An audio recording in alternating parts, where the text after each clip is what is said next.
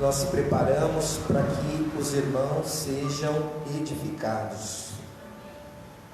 Mas antes de qualquer coisa, eu gostaria de orar mais uma vez com os irmãos e pedir para que o Espírito Santo de fato fale ao nosso coração por meio de revelação. Amém? Feche seus olhos. Pai, em nome de Jesus, te agradecemos mais uma vez, Senhor, por tamanha dádiva, tamanha bênção que é ser participantes das coisas eternas, das coisas do céu, celestiais. Nós como igreja, nós como família do Senhor, pedimos que nessa noite o Senhor nos dê espírito de revelação, espírito de sabedoria, para que nós possamos chegar ao pleno conhecimento de Cristo.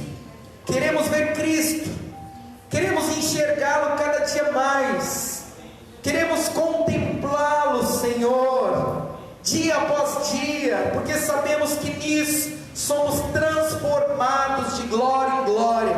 Há uma glória sobre nós, e essa glória há de se manifestar dia após dia, à medida que nós o contemplamos.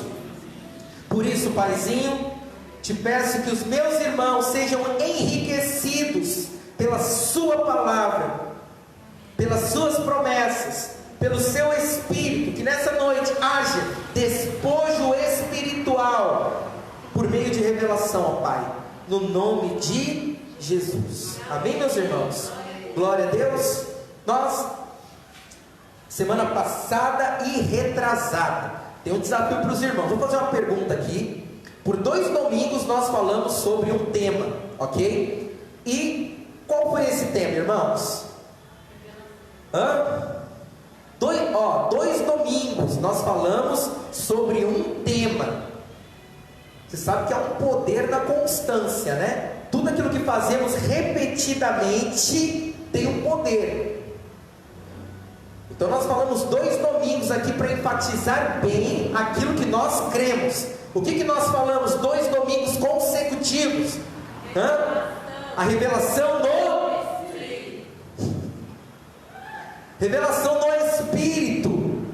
E nós dissemos que a revelação no Espírito é o ponto mais alto para nós como igreja chegarmos em Deus. Nós não podemos viver uma vida natural, nós não podemos viver uma vida com uma cegueira, como um véu nos nossos olhos. Precisamos ver. E quando é que nós crescemos e amadurecemos em Deus? Quando nós vemos Cristo. Paulo disse lá em Efésios que ele se colocava de joelhos, orava para que a igreja pudesse chegar por meio de revelação ao pleno conhecimento de Cristo. Então tudo que nós precisamos hoje na nossa vida cristã é ver a Cristo. Ver Cristo, irmãos.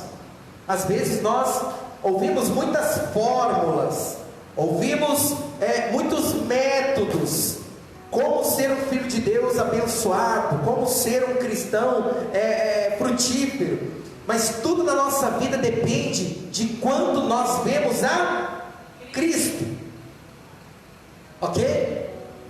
Mas uma vez que você e eu obtivemos essa revelação de Cristo, e de glória em glória, à medida que nós o contemplamos, vemos Ele, a Bíblia diz que nós, nesse momento, a partir desse momento, nós precisamos andar no Espírito, ok? É esse o tema de hoje, andar no Espírito. Por isso, a minha afirmação para você hoje é: ande no Espírito. Está lá, ande no Espírito. Lá em Gálatas capítulo 5, verso 26, diz assim: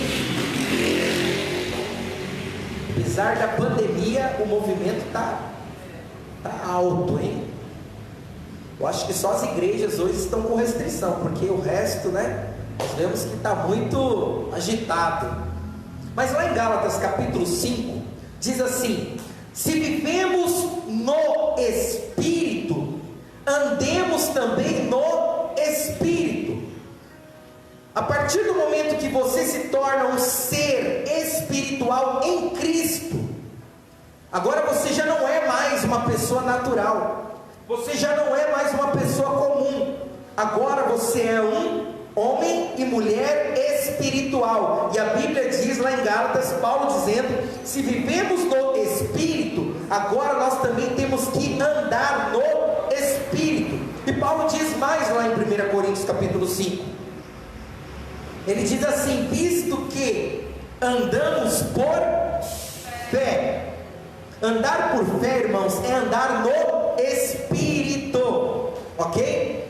Visto que andamos por fé, e não pelo que vemos, e não pelo que os olhos naturais, os olhos, esses aí, esses seus olhos, veem. Nós não andamos mais por ele, nós andamos agora pelos olhos da fé. Os olhos da fé enxergam aquilo que a palavra de Deus diz acerca de todas as coisas. Por isso diz agora, que agora nós somos movidos a andar por fé, e não pelo que vemos, ok, irmãos? Então, uma vez que eu e você fomos salvos em Cristo, uma vez que eu e você aceitamos a Cristo na nossa vida, a Bíblia diz que nesse exato momento você nasceu de novo. Houve um novo nascimento. É aquilo que Nicodemos ficou intrigado quando Jesus disse. Jesus disse para Nicodemos, Mateus capítulo 4, eu acho, ou 5, mas acho que é 4, diz: aquele que não nascer de novo não pode entrar no reino dos céus. E ele ficou intrigado: como posso eu, ser velho, entrar de novo no ventre da minha mãe? Por que Nicodemos não entendeu isso? Porque Nicodemos era um mestre da lei e um homem totalmente natural. E Jesus disse: aquele que não nascer de novo não pode entrar no reino dos céus. Por isso, no momento em que eu e você aceitamos a Cristo na nossa vida, você creu com seu coração, confessou com a sua boca, a Bíblia fala que naquele exato momento, uma luz se acendeu em você, que é o novo nascimento. E agora a vontade de Deus é lhe dirigir através do Espírito Santo que habita em mim, em você. Quando você nasce de novo, a Bíblia diz que você se tornou agora templo vivo do Espírito Santo. Por isso nós precisamos aprender a exercitar o nosso espírito, a fim de quê? A fim de sermos guiados por Deus. Você está aqui nessa noite, nesse culto, você está assistindo esse culto através da live. Eu creio que você está sendo participativo através desse culto. Então você tem que aproveitar esse momento para exercitar o teu espírito, orando, louvando, adorando, porque tudo que precisamos para ter uma vida vitoriosa, irmãos, uma vida santa, já está dentro de nós. Quem está dentro de nós? Cristo, na pessoa do Espírito Santo. Mas eu vou muito além. Na verdade, nós não temos apenas uma vida vitoriosa e santa, mas o poder de Deus, a saúde de Deus, a natureza de Deus, a bondade, a justiça e o amor de Deus, tudo isso reside dentro de nós. Talvez você pense: eu preciso de cura. Vou dizer para você: Cristo é a cura. Eu preciso de prosperidade. Cristo é a prosperidade.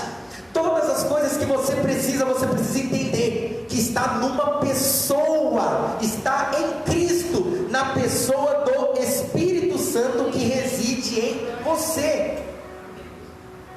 Porque quando nós pensamos em cura, quando nós pensamos em prosperidade, quando nós pensamos em qualquer outras coisas que nós queremos nessa vida, nós pensamos como se fosse uma coisa, de fato. Mas tudo que você precisa é de Cristo. Olha só, vou te dar um exemplo. Como era a sua vida antes de Cristo?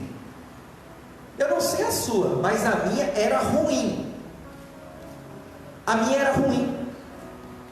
Eu ficava enfermo, eu não prosperava, eu não ia para frente, nem para trás, nem para os lados. A minha vida era empacada, a minha vida era sombria, a minha vida era ruim. Aí o que Deus fez? Vamos imaginar que todos nós éramos enfermos. Todos nós éramos enfermos. Nós éramos portadores de várias doenças. E aí nós fomos até o médico. E o médico fez um diagnóstico. E ele viu que nós tínhamos. E ele deu uma receita para que nós tomássemos vários tipos de remédio. E cada um desse remédio que ele receitou serviria para cada uma doença que nós tínhamos. E eram muitas doenças. Era a doença da morte, era a doença do corpo físico, era a doença de que você não prosperava, não avançava, era a doença de um casamento ruim, era a doença de uma família ruim. E aí você foi até o farmacêutico com essa receita, e o farmacêutico ele colocou todos os medicamentos dentro de uma única seringa. E esse conjunto de medicamentos foi a dose que resolveu todas as nossas enfermidades. Foi um verdadeiro coquetel de medicamentos. E quando ele aplicou em você todas essas doenças numa única dose, acabou com todo o seu sofrimento. Irmãos, foi exatamente a mesma coisa que Deus fez conosco. Foi isso que Deus fez conosco. Ele injetou uma única dose na nossa vida que resolveu todas as nossas necessidades, e essa dose se chama Espírito Santo de Deus. Tudo que você precisa para um casamento abençoado, para suas finanças abençoadas, para que os seus sonhos sejam concretizados, está em uma única pessoa, uma única dose celestial que se chama Espírito Santo. Se você precisa de poder, Ele é o poder. Se você precisa de amor, Deus é amor. Deus não dá amor, Ele é amor em essência. Você está entendendo? O Ele é o ser, é o verbo ser. Ele tem a sua essência de amor derramado em nossos corações. Se você precisa de entendimento da palavra de Deus, todos os tesouros da sabedoria estão nele. Todos. Você não precisa viver com uma cegueira espiritual, que quando você vê a palavra de Deus, quando você se debruça diante da palavra de Deus e ter aquela cegueira, não. Se você precisa de entendimento, o Espírito Santo te dá sabedoria. Toda a sabedoria que está oculta nele. Por isso todas as coisas já estão completas em nosso espírito. Se você aceitou a Cristo na sua vida, tudo que você precisa já está em você. Está me entendendo, irmãos? O que nós precisamos a partir dessa verdade espiritual? Precisamos agora aprender. Olha para cá. Precisamos agora aprender a sermos guiados pelo Espírito Santo. Vou fazer uma pergunta para você. Você percebe quando o Espírito de Deus está falando com você? Você tem essa percepção espiritual de ser guiado por Deus? Quando Deus fala, hoje precisamos aprender a ser guiados pelo Espírito. E quando nós somos guiados pelo Espírito Santo, nós nos tornamos totalmente dependentes dele em todas as nossas necessidades. Quando nós estamos em Deus, irmãos, e os problemas vêm, e não são poucos não. Talvez na vida de um crente apareça mais problemas do que na vida de um outro qualquer.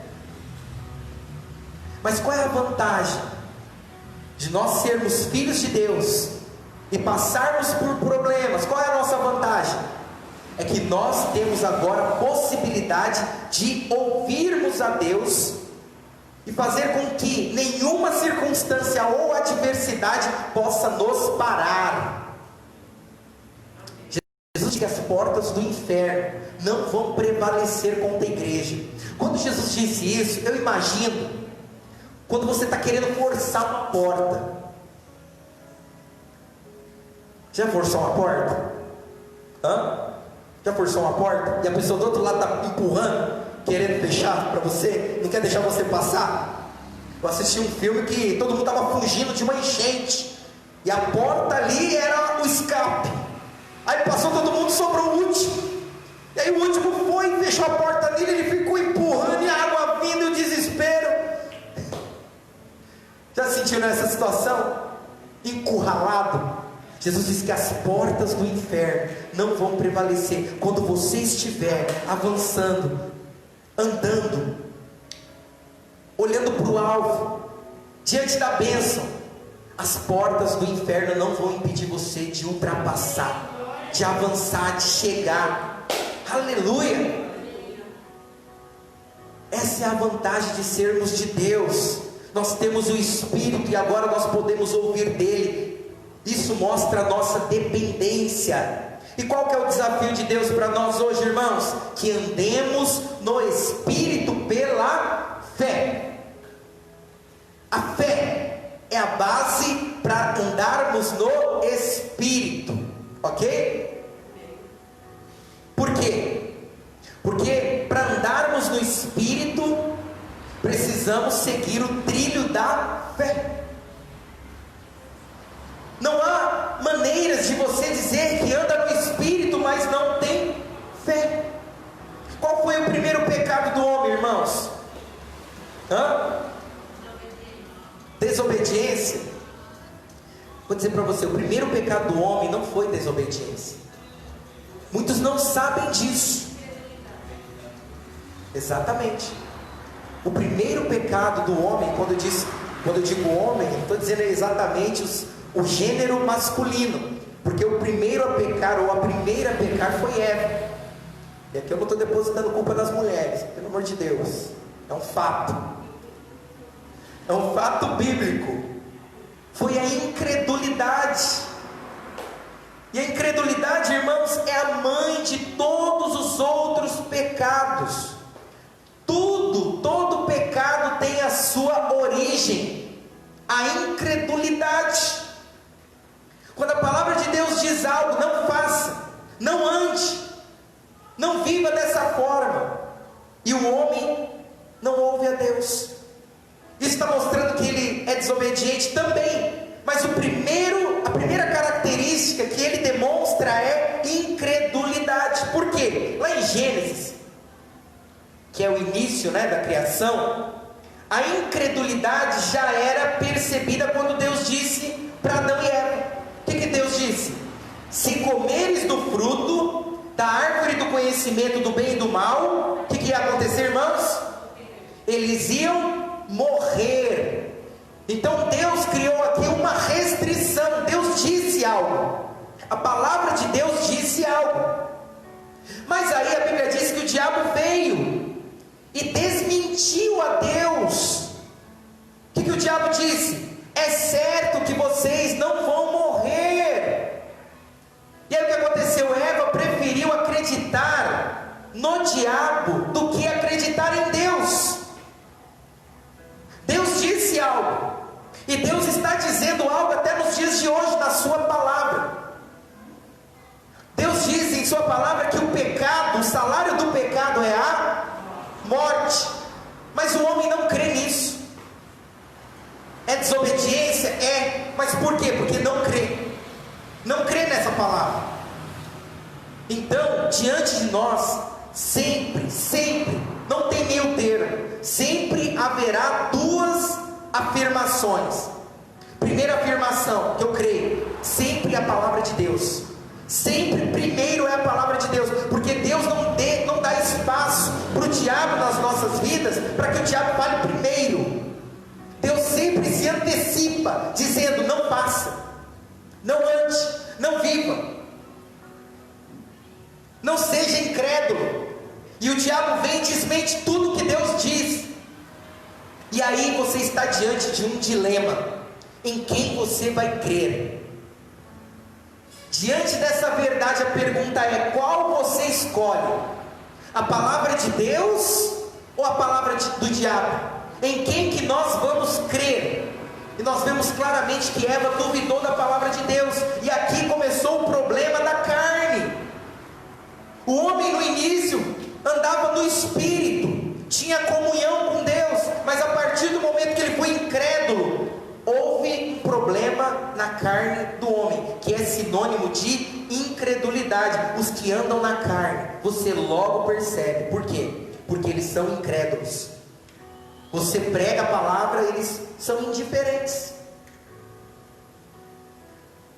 As pessoas carnais ou naturais são pessoas que são fáceis de se perceber, porque quando você prega, eles são incrédulos, eles são indiferentes, eles não têm sensibilidade com a palavra de Deus, eles acham que não é nada daquilo que estão falando ou pregando acerca da palavra de Deus. Por isso Deus quer nos libertar de tudo que é natural. Deus quer nos libertar do pecado, sim, mas Deus também quer nos libertar das coisas comuns. Sabe o que é coisas comuns? Sabe o que é comum? A cadeira que você está sentando é comum. Ela faz parte das classes dos plásticos. Com plástico você pode fazer qualquer coisa. Com plástico você pode fazer as cadeiras, você pode fazer uma lixeira, você pode fazer aqui o tripé, você pode fazer uma bolsa. Isso é comum. Mas o que é incomum? Fazer parte da natureza, da vida de Deus. Por que nós declaramos que Deus é santo? Porque igual a Ele não há outro. Igual a Ele não há outro. Você não pode dizer que Deus é um animal. Você não pode dizer que Deus é humano, da natureza humana caída. Você não pode dizer que Deus é, sei lá, um alienígena que vive em Marte. Não. Ele é um ser único, não há outro. Nem os anjos é como Deus. E os anjos são perfeitos. Só Ele é Deus, só o Senhor é Deus. E Deus nos fez coparticipantes da mesma natureza que Ele vive, que Ele é, que Ele tem. Você entende isso? Você precisa de revelação para entender isso. O meu filho, os meus filhos, eles têm a mesma natureza que eu. Eu não posso dizer, por mais que você ame ou eu ame um cachorrinho, um gatinho, você não pode chamar ele de filho, porque ele não tem a mesma natureza que você. Você, por mais que eduque um gato, um cachorro, você não pode colocar ele na mesa e dar talheres para ele jantar com você, porque ele não faz parte da mesma natureza. Eu não estou dizendo aqui para você maltratar os bichos. Eu só estou dizendo que por mais que você se esforce, que ele seja como você, ele não pode ser como você. E assim o homem, por mais que ele se esforce para ser como Deus, ele não pode ser como Deus. Tudo que o homem recebeu de Deus é o suficiente. Favor. Favor. O que é o natural? O natural é aquilo que é movido ou percebido pelos sentidos. Você conhece os 5 sentidos que você tem na sua vida? O que é o natural? Quais são as coisas naturais na vida de uma pessoa? São os 5 sentidos. Diz um sentido que você tem na sua vida. Visão. Outro. Paladar. Audição. Tato. São sentidos. Ou seja, quem vive dessa forma, vive pela sensualidade. E sensualidade não tem a ver com sexualidade. Tem gente que confunde, né? O que é a sensualidade? São aqueles que são movidos pelas sensações. Quando você vem no culto, tem gente que fala: hoje eu senti a presença de Deus. Mas foi quando ele sentiu um arrepio aqui na espinha. Então ele teve uma sensação. Mas não é assim que a Bíblia diz que nós devemos viver, porque nós não podemos ser movidos por sensações, mas todas as coisas devem acontecer no nosso espírito. Isso é muito importante. Foi por causa disso que o primeiro pecado levou o homem para o nível do corpo. Por mais que você tenha um corpo aí, físico, palpável, Deus não quer que você ande por meio dele. Porque todas as coisas de Deus acontecem no seu espírito. O seu espírito é uma antena espiritual. Presta atenção. O seu espírito, o homem interior que está dentro de você, ele é como uma antena que se conecta com as coisas espirituais. E é com esse espírito e o Espírito Santo que habita em você é que Deus quer te dirigir. Está entendendo? Eva se deixou ser levada pelas sensações. Olha o que diz lá em Gênesis capítulo 3. Eva tinha uma palavra, sim ou não? De Deus, disse: não comas, se come morre. Ela tinha uma palavra, ela tinha que ter fé. Mas lá em Gênesis, diz assim, 3:6: vendo a mulher, primeira sensação que ela teve foi o que? Através do que? Da visão. Olha lá, vendo a mulher que a árvore era boa de se comer. Onde está o outro sentido aqui? Paladar. Agradável aos olhos, de novo a visão, e árvore desejável para dar entendimento. Tomou-lhe do fruto e comeu, e deu também ao marido e ele comeu. Percebe onde foi a queda deles? Foi quando ela se deixou levar pelas suas sensações. Não é assim que o homem é acometido pelo pecado da traição? Pelas tentações? Não é assim que o homem cai? Por exemplo, no adultério. Eu falo homem porque é uma estatística que o homem ele trai mais, né, irmãos? Sim ou não? É uma estatística. Eu já pesquisei a respeito disso. O homem realmente ele tem uma tendência a cair mais facilmente do que uma mulher. Mas você percebe que o homem ele é atraído pelo que ele vê. Sim ou não? Sim. A mulher passa, né?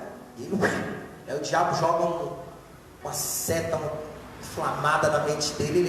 Ele às vezes não está nem vendo. Mas o diabo, aquele pensamento maligno, fala: olha, infeliz. E ele vai mesmo, ele se torna infeliz mesmo, porque ele olha, né? Então nisso, percebemos que as coisas do diabo começam no exterior, de fora para dentro. De fora para dentro. Por isso, esse é um critério para nós sabermos se algo vem de Deus ou não. As coisas de Deus vêm de dentro para fora. E as coisas do diabo de fora te mostra, né? De fora para dentro. As coisas de Deus procedem do Espírito, para que depois atinjam a mente. Mas a do diabo não. As coisas do diabo começam no corpo, nas coisas exteriores da carne, para que depois a sua mente seja contaminada. É assim. Você pode testificar comigo que é assim.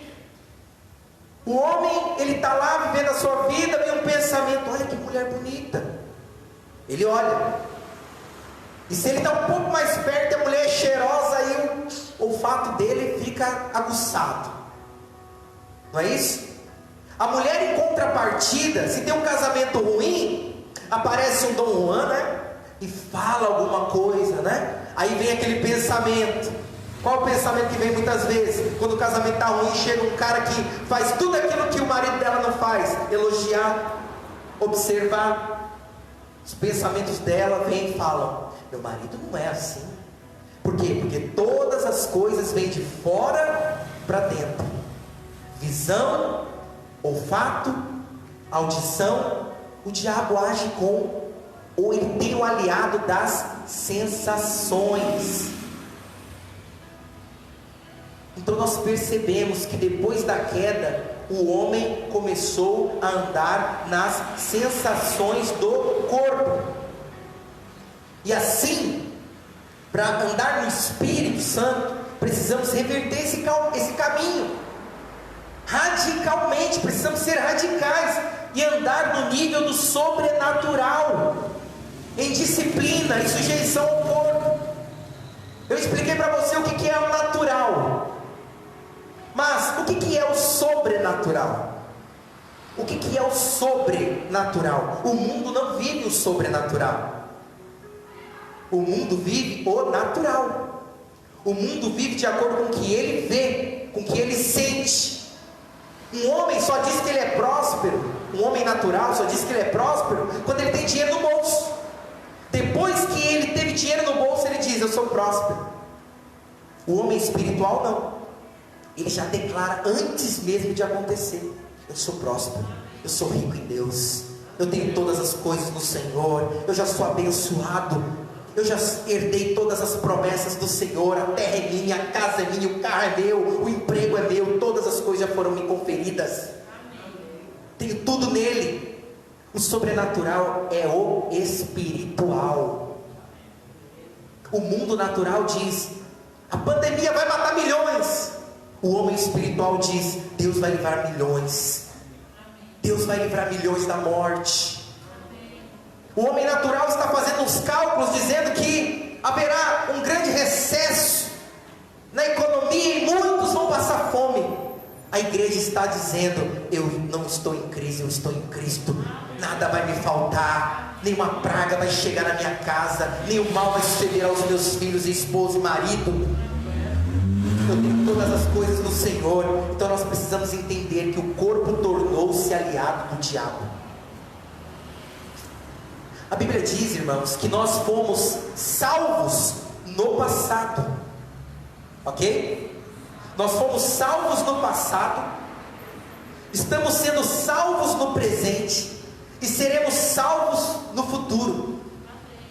Como nós seremos salvos no futuro? Nós seremos salvos desse corpo. A Bíblia diz que esse corpo veio do pó e para o pó vai voltar. E aí o que será de nós? A Bíblia diz que nós receberemos um novo corpo, um corpo glorificado. Mas hoje esse corpo nosso aqui, ele é o nosso inimigo, ele é um aliado do diabo. Ele é um aliado do diabo, porque ele usa desse corpo para que nós caiamos nas tentações, nos enganos, nas mentiras. Ele usa esse corpo. E nós, como igreja, precisamos entender que as coisas do mundo, do espírito, só podem ser experimentadas pelo espírito recriado. O que é o espírito recriado? É o espírito que nasceu de novo. O homem, vou falar algo para você. Estou diante das câmeras, tem 10 pessoas aqui na sala, vai ficar aqui na sala. Eu olho no meu perfil do Facebook às vezes e vejo que está lá 200, 500 visualizações. Em alguma parte essas pessoas têm ouvido alguma coisa. Então pode ser que calha nessa parte que alguém vai ver. Um homem ou uma mulher que não aceitaram a Jesus Cristo na sua vida, não creram e não confessaram Jesus como Senhor e Salvador, não podem experimentar as coisas espirituais. Ele pode até receber alguma coisa na sua vida, mas ele não vai poder dizer que é algo dado no reino espiritual. Certamente foi pelo seu esforço natural, alguma coisa que ele acometeu ali de um oportunismo natural apenas. As coisas espirituais são dadas para aqueles que têm o seu espírito recriado, nascido de novo, uma nova natureza em Cristo. E foi por isso que Adão e Eva, abandonou o nível do espírito. A Bíblia fala que Deus diz: se comer, morre. Quando eles comeram, caíram para trás duro, morto? O que morreu neles? O espírito. O espírito morreu. Houve separação do homem e Deus. No momento que houve incredulidade, Adão e Eva se tornaram homem e mulher naturais. e a partir daquele momento começaram a viver de acordo com as suas sensações. Não podiam mais ouvir de Deus, não podiam. E toda a raça humana veio de Adão e Eva. Você não veio do macaco, viu? Você não veio dos homo sapiens ou dos homens da caverna. Você veio de Adão e Eva. Mas quem nasceu de novo, a Bíblia fala que nós não pertencemos à linhagem do primeiro Adão. Agora, nascidos de novo, fazemos parte da natureza do segundo Adão, a saber, Cristo Jesus. Aleluia, glória a Deus por isso. Então, se nós desejamos servir a Deus, devemos fazê-lo pelo Espírito. E para que o Espírito flua em nós, precisamos disciplinar o nosso corpo. Porque é impossível, irmãos, haver vida cristã sem disciplina do corpo. Paulo disse que esmurrava, não que ele dava golpes, porrada nele mesmo, né? Mas que ele esmurrava o seu próprio corpo. Ele sujeitava o seu corpo ao seu espírito. Ou seja, o corpo queria fazer alguma coisa, provavelmente as tentações da carne. Mas Paulo disse que ele esmurrava, resistia com o espírito dele, recriado, e fazia com que o seu corpo se submetesse, ficasse debaixo da vontade do seu espírito. E assim conosco. Agora nós, em Cristo, eu e você somos um ser espiritual, e a minha vontade real agora está no meu espírito. A carne quer pecar, mas você, no seu homem interior, você diz: eu não quero, eu não posso, eu quero fazer a vontade do meu Pai. Paulo disse: o que eu não quero fazer, o que eu quero fazer, aliás, eu não consigo.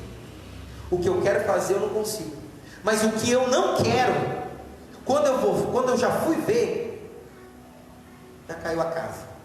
Por quê? Porque é uma luta entre o espírito e a carne. O espírito milita, guerreia contra a carne. Por isso eu preciso disciplinar o meu corpo. Por exemplo, irmão, a oração. A oração é uma disciplina. Você e eu precisamos aprender a orar. Mas não é aprender a orar com palavras bonitas. É aprender a viver uma vida de devocional. Eu sei que muita gente gosta das músicas, né? Mas às vezes as pessoas só usam a música só para cantar, porque acham a melodia bonita, ou alguma coisa que mexe no nível da sua alma. A alma faz parte das sensações, viu? As sensações mexem com a sua alma. Então tem muita gente que gosta muito e passa o dia todo ouvindo canções gospel, né? Não é ruim, mas isso tem que te levar a algum lugar, e esse lugar é a oração. Porque louvor e adoração, que nós chamamos, né, das músicas, é apenas uma oração em forma de adoração. Tudo é oração, mas nós precisamos ser movidos a orar. A oração é uma disciplina espiritual. A oração, presta atenção, não é uma lei, ok? A oração não é uma lei. A oração é simplesmente uma necessidade para a minha vida espiritual e comunhão com Deus. É uma disciplina. Porque talvez há pessoas que orem mais do que nós, e aí elas de repente recebem alguma bênção na sua vida. O que elas dizem? Sabe por que eu sou abençoado? Porque eu orei mais. Sabe por que eu sou abençoado? Porque eu jejuei mais. Sabe por que eu sou abençoado? Porque eu não falto em nenhum culto. Tudo isso é lei, tudo isso é legalismo. Jejuar é bom, orar é bom, não faltar o culto é ótimo, mas não são essas coisas que fazem você ser abençoado. A oração, por exemplo, não compra as bênçãos de Deus, porque nós sabemos e repetimos aqui que as bênçãos de Deus foram nos dadas gratuitamente, porque nós cremos na obra de Cristo. Mas a oração, irmãos, nos ajuda a perceber as coisas do Espírito com mais clareza. Por exemplo, a vermos, a enxergarmos mais a Cristo. Quando você ora mais, você vê mais Cristo. E quando você vê mais Cristo, sabe o que acontece? Quando você enxerga mais a Cristo, você tem favor. A maior disciplina na vida de um filho de Deus, de um cristão, é orar para ver mais a Cristo. Não é orar para que no final ele se glorie de que ore mais do que alguém. A oração é para você ter mais luz de Cristo. E quando você vê mais Ele, você entende mais o favor dele, a graça dele, e logo a sua vida, a sua casa é abençoada. Oh meu Deus do céu, não tem nada a ver com você. O que significa andar no Espírito pela fé? Significa que a primeira condição para nós entrarmos na dimensão do Espírito é andar em fé. Andar em fé não tem nada a ver comigo e com você. Ninguém se vangloria de fé. Andar em fé é sinônimo de quem anda no Espírito e expressa, promove vida. A fé faz você orar.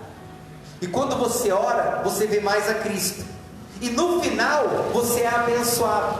Mas é interessante que você não pode, ou não tem com que se vangloriar. Tem alguma coisa com que se vangloriar? Olha, eu enxergo mais a Cristo. Não, porque olhar não tem nada a ver com você. Que esforço você faz em ver? Que glória tem em ver? Olha, estou vendo. O que tem a ver? O que você fez do seu esforço próprio para enxergar a Cristo mais? Não, isso foi dado por Deus, é favor, então não tem vanglória. Mas a vanglória é daqueles que dizem que oram mais e por isso foram abençoados, porque eu orei mais. Orar é uma disciplina para ver, para enxergar a Cristo cada vez mais na sua vida, ok, irmãos? Outra coisa, andar no Espírito também implica em renunciar o seu e o meu esforço próprio, ok? A nossa vida tem que ser também numa implicação de que nós não somos abençoados com o esforço que nós temos, o esforço próprio que nós muitas vezes queremos ter para receber algo de Deus. Então ter fé não tem nada a ver comigo e não tem nada a ver com você. A fé é simplesmente depender de Deus. Depender. E todo homem e mulher carnal não depende de Deus. Todo homem e mulher carnal anda no seu esforço próprio. Eu fico assim triste. Eu prego, ministro, eu não tenho nada a ver com a vida dos irmãos, mas eu fico triste quando alguns irmãos, né, de forma geral, eu fico triste porque é a igreja do Senhor. Para o homem natural isso não me é estranho, mas para o homem e a mulher espiritual, quando dizem, né, eu conquistei porque eu fiz isso, fiz aquilo, sabe, tira Deus totalmente do centro. Eu conquistei porque não há outro como eu me esforço, como eu faço, como eu fiz e faço. Eu tenho todas essas coisas porque foi muitos anos de esforço, dedicação. E você rouba a cena de Deus.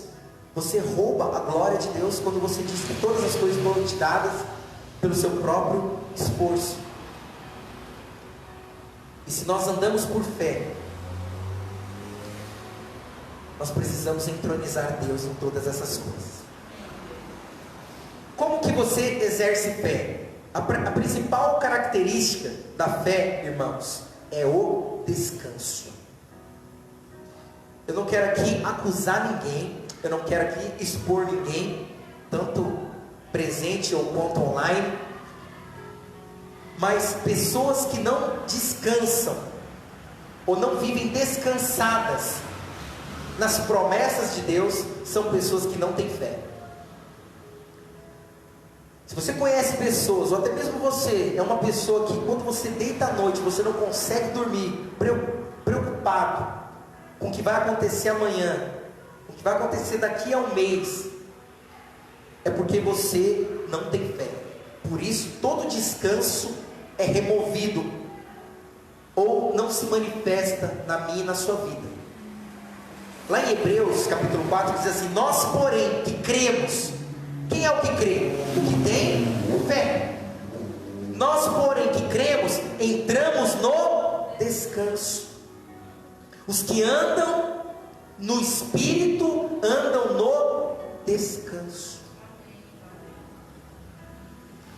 Porque o verdadeiro descanso é poder dizer: Senhor, és Tu quem faz, e não eu. Irmãos, eu tenho aprendido, e eu tenho assim compartilhado, eu tenho testemunhado que a cada dia eu tenho enxergado mais que toda obra é feita na dependência do Senhor. Ou como eu tenho aprendido isso? Estava falando da minha esposa hoje. Eu vivi um tempo, eu confesso aos irmãos que eu vivi um tempo assim de muito cansaço. De muito cansaço. De querer fazer o que Deus tem que fazer. E que só Ele pode fazer. Isso me trouxe muito cansaço. Me trouxe cansaço como pai, como marido, como profissional, como obreiro, como líder. Como pastor até que não. Graças a Deus. Foi uma fase mais antiga. Mas eu tive uma vida muito cansada. E eu falo para você que nós devemos andar na dependência do Senhor. Parece uma coisa simples, né? Simplista, né? Óbvio. É óbvio que nós devemos andar na dependência do Senhor. Mas vou te falar uma coisa. Ainda que você ache simplista, óbvia essa frase, você já percebeu como é difícil viver dessa forma? Não é novidade dizer que nós devemos viver na dependência de Deus. Não é novidade isso. Todo mundo sabe. Você pergunta para uma criança: nós devemos depender de Deus? Ela vai dizer: sim, senhor, sim, devemos depender de Deus. É fácil de se dizer, mas é difícil de se viver na dependência de Deus. É difícil. Lá em Ezequiel 44:18 diz sobre aqueles que trabalham no templo. Isso é Velho Testamento. Diz assim: não se cingirão a ponto de lhes vir o suor. Vou dizer para você, na obra de Deus, Deus não aceita suor. Qual que é o significado de suor na Bíblia? Lá em Gênesis 3:19 diz que o suor é resultado da maldição. Muitos acham que Deus amaldiçoou o trabalho, mas Deus não amaldiçoou o trabalho, Deus amaldiçoou a terra, porque a terra era maravilhosa. O homem não precisava se esforçar para ter o fruto da terra, mas quando o homem caiu, a terra foi amaldiçoada. E a Bíblia fala que deu cardos e abrolhos, ou seja, espinhos, ervas daninhas. E o homem passou a partir daquele momento a se esforçar. E quando ele se esforçava, a Bíblia fala que ele comia do seu suor. Mas lá os trabalhadores no templo de Deus, na casa de Deus, não podiam suar. Por quê? Porque todos aqueles que fazem a obra para Deus não podem fazer no seu esforço próprio. E nós como igreja precisamos nos esforçar, não para fazer, mas para descansar. Deus não aceita suor. Deus não aceita cansaço. Tudo que Deus quer é que nós descansemos, porque Ele é que trabalha. Deus é o Deus que trabalha para aqueles que nele esperam. Você conhece outro Deus assim? Todos os outros deuses, os seus adoradores precisam trabalhar para os seus deuses, mas o nosso Deus não. A Bíblia diz que Ele trabalha para aqueles que nele esperam. Esperam como? No descanso. Por isso hoje em Cristo nós precisamos viver no descanso. Cristo, presta atenção, lá no Getsemane, Cristo suou o suor de sangue, o suor da maldição, para que eu e você jamais viéssemos agora a suar novamente, a viver uma vida atribulada. Outra coisa, andar no Espírito implica em não andar pelo que vemos. Andar por fé significa não andar por vista, ou seja, pelo natural. Outra coisa, e por último, o que mais implica em andarmos no Espírito? Andar no Espírito implica em rejeitar o seu próprio entendimento. O que é rejeitar o seu próprio entendimento? Nós vemos na palavra de Deus que depois que o homem comeu da árvore do conhecimento do bem e do mal, ele se tornou cheio de opiniões próprias, cheio de conceitos próprios. Por isso, para que o homem possa agora desfrutar do melhor de Deus, ele precisa ser quebrantado no seu entendimento natural e ser totalmente dependente de Deus. Como que você é dependente de Deus? E deixa o seu entendimento próprio. É quando as coisas estão assim, sabe, ao seu derredor, tudo te chaculejando. É quando você está no barco da vida, as coisas estão assim, mexendo com as suas estruturas. E aí os seus olhos naturais estão dizendo para você: olha como sua vida está. Desempregado, casamento ruim, ministério ruim, família ruim. E aí a sua opinião para tudo aquilo que você está vendo naquele momento é: qual é o seu diagnóstico? Eu sou um derrotado, minha vida não vai para frente, olha só como que está. Esse é o seu entendimento próprio. Mas para aqueles que deixam todo esse entendimento próprio, toda essa opinião natural, ele se apega às promessas de Deus e diz: não, na promessa diz que eu sou mais que vencedor. Ainda que ao meu derredor as coisas pareçam difíceis, as coisas parecem emperradas, a Bíblia diz: o Senhor é comigo. E se o Senhor é comigo, quem será contra mim? Eu sou mais que vencedor. Isso é depender de Deus.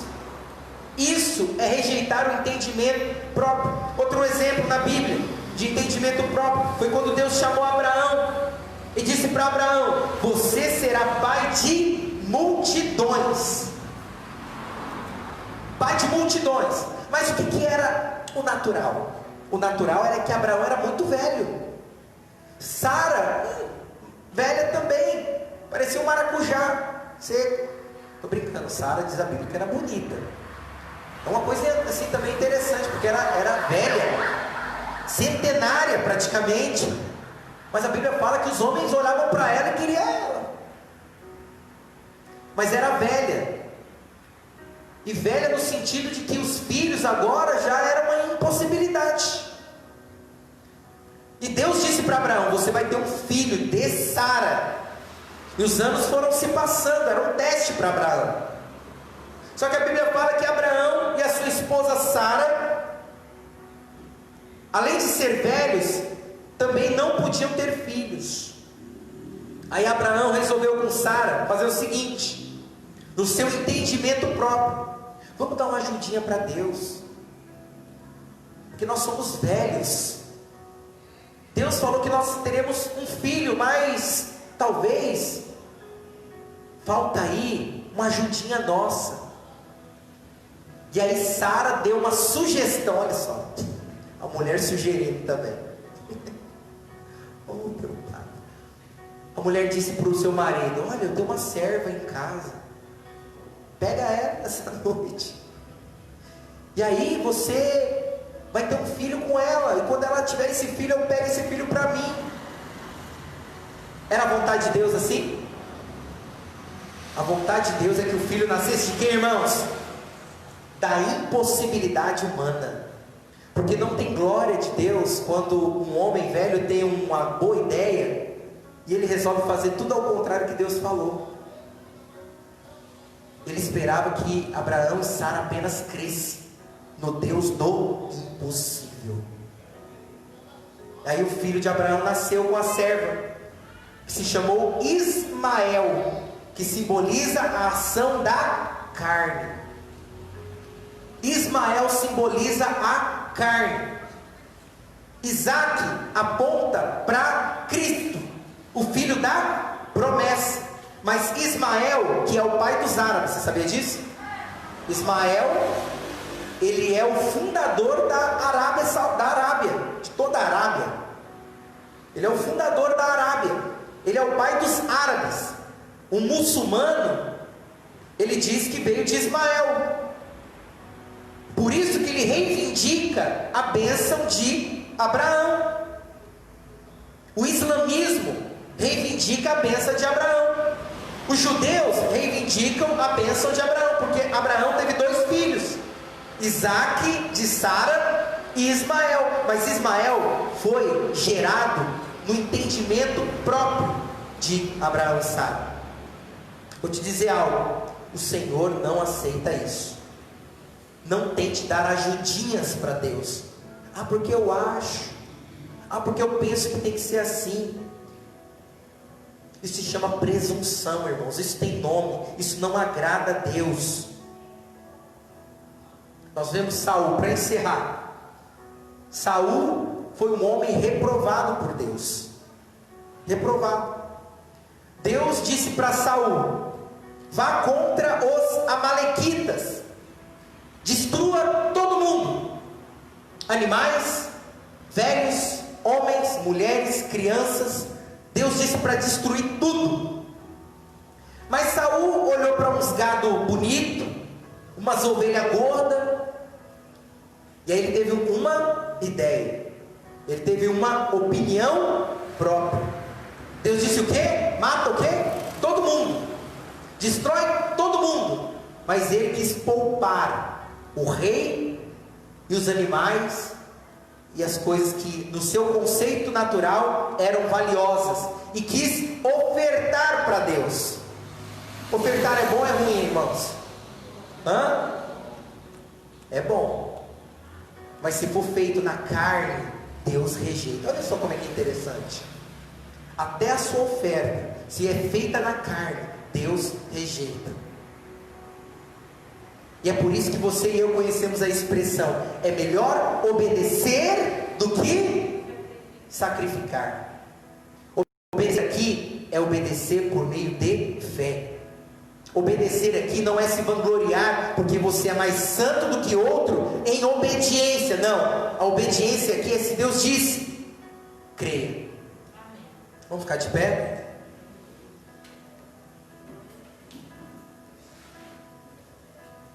A Bíblia nos chama para andar no Espírito. E é para isso que nós vamos orar nessa noite, para que o Senhor nos dê graça para andar no Espírito. Gostaria que você e eu orássemos agora. Você que está em casa, pudesse também aplicar nessa oração, em dizer: Pai, estou aqui como homem e mulher espiritual. Senhor, nós queremos declarar nessa noite que o nosso desejo é andar por fé, é andar no Espírito, é trilhar esse caminho desafiador, que vai além do comum, além do natural. Senhor Pai, em nome de Jesus, nós oramos nessa noite, para que o homem interior possa ouvir do Espírito Santo, o Espírito que habita em nós, o Espírito que reside em nós, no momento que nós erguemos a nossa mão, no momento que nós cremos no nosso coração e confessamos com a nossa boca Jesus Cristo como o único e suficiente Salvador, Jesus Cristo como o Filho de Deus, o Filho do Deus vivo, na medida que o Pai nos revela, nós cremos que houve um novo nascimento.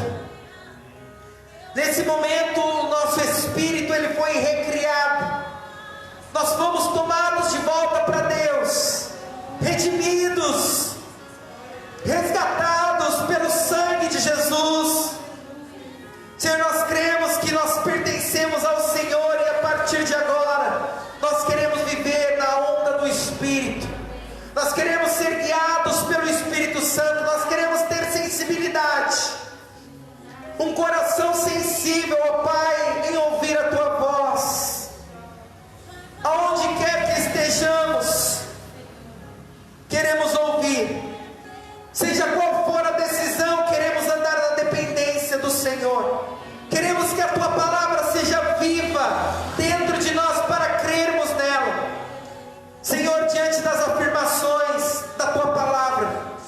diante das afirmações do mundo, nós queremos dizer, ficamos com as promessas do mundo do celestial e rejeitamos todas as coisas do mundo, rejeitamos todas as naturalidades, todas as coisas comuns, rejeitamos andar por vista.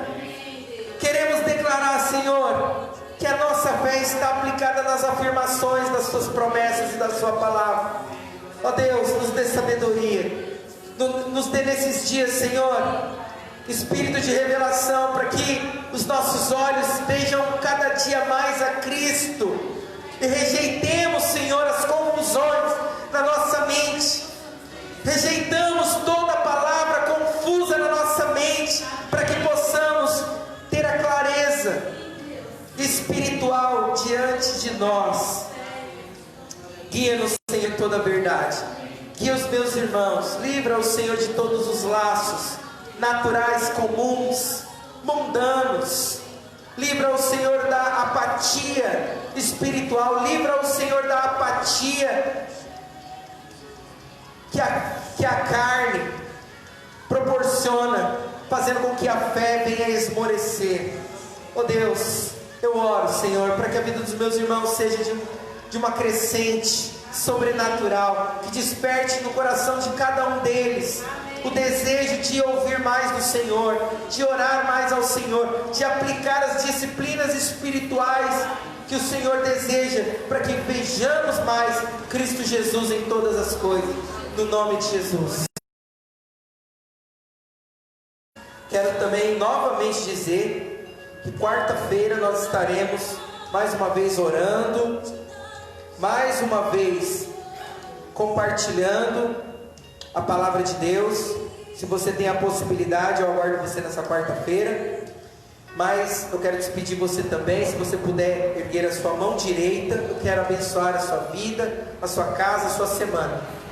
Que o amor do nosso Pai, que a graça do nosso Senhor Jesus Cristo e que o Espírito Santo te guie em toda a verdade. Que você tenha uma semana abençoada, que a sua família desfrute de coisas incríveis, maravilhosas, que o favor de Deus seja sobre a sua vida, que você possa viver no descanso das promessas de Deus. Todas as promessas estão sobre você, que você possa viver no descanso, crendo que cada uma delas vai se manifestar na sua vida. Amém? Deus abençoe a sua vida, a sua casa e a sua semana, em nome de Jesus. Amém, meus irmãos? Diga uma palavra para o irmão do lado aí. Diga para ele que ele é muito abençoado, muito enriquecido por Deus. Declare que a semana dele será uma bênção para a glória do Senhor. Amém? Deus abençoe e até a próxima, em nome de Jesus.